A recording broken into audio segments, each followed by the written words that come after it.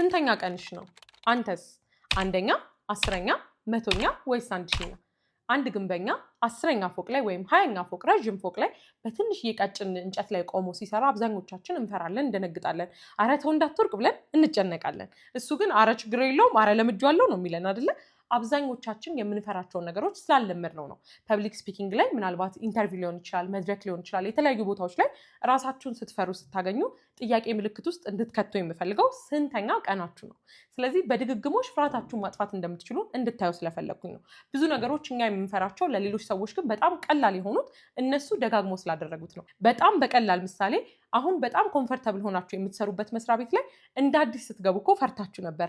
ለማውራት ሰው ለመግባባት ምንድነው የማደርገው ብላችሁ በጣም ተጨንቃችሁ ነበረ።